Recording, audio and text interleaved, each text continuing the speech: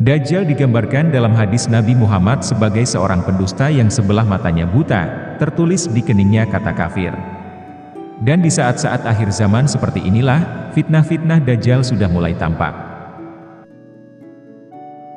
Sebagaimana dari Anas bin Malik radhiyallahu anhu, Nabi bersabda, tidaklah diutus seorang Nabi, melainkan dia mengingatkan kaumnya tentang si buta sebelah yang pendusta.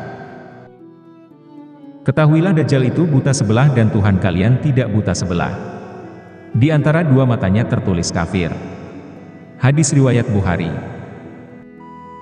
Disepakati ulama juga bahwa kemunculan Dajjal pada hari kiamat adalah salah satu puncak kemunculan fitnah paling besar dalam kehidupan sejarah manusia. Mayoritas manusia di saat kemunculan Dajjal adalah tertipu oleh makhluk yang mengaku Tuhan itu.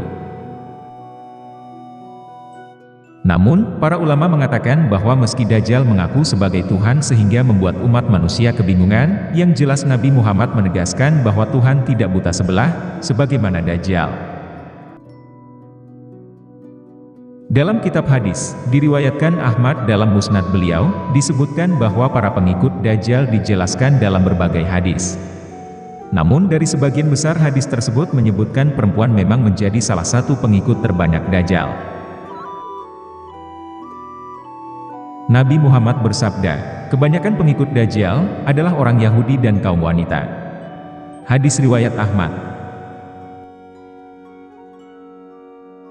Maka dari itu, bersiap-siaplah, perbanyak tabungan amal, sedikitkan melakukan hal-hal yang tak bermanfaat.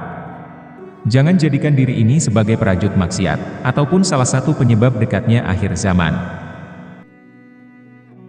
Intinya, munculnya Dajjal menjadi pertanda besar akhir zaman yang tandanya sudah sampai pada ciri-ciri hari kiamat yang nyata. Antara lain ciri-ciri perempuan yang terkena tipu daya Dajjal di akhir zaman adalah: pertama, tabarruj dan suka pamer. Tabarruj adalah perempuan yang suka memamerkan atau melihatkan perhiasan mereka. Suka dan terlena dengan dunia dan bersenang-senang karena dorongan hawa nafsu dunia yang besar. Melupakan dan berpaling dari akhirat.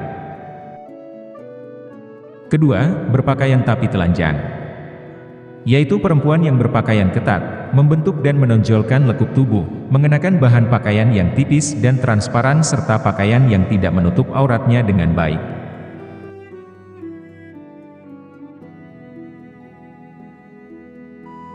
Ketiga, kufur kepada suami. Masih sering mengumpat dan tidak bersyukur kepada suami atas apa yang telah diberikan. Padahal kewajiban perempuan setelah menikah itu harus taat pada suami, memperlakukan suami dengan baik dan menjaga kehormatan suami.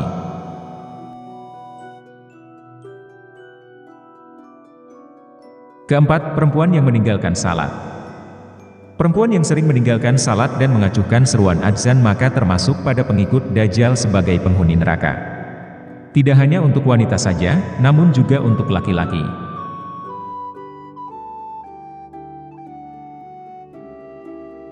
Kelima, perempuan yang membaca Al-Quran hanya sampai kerongkongan. Maksudnya adalah perempuan yang rajin membaca Al-Quran, namun hanya sebatas membaca saja dan tidak meresapinya ke dalam hati. Sehingga menunjukkan wanita yang gemar membaca Al-Quran namun akhlaknya tidak terpuji dan masih saja melakukan perbuatan tercela. Keenam, perempuan yang mengabaikan fitnah Dajjal. Yaitu perempuan yang tidak takut dengan kedatangan Dajjal dan tidak memohon perlindungan kepada Allah dari fitnah Dajjal. Ia tidak peduli dengan fitnah Dajjal dan orang seperti inilah yang disukai Dajjal untuk menjadi pengikutnya.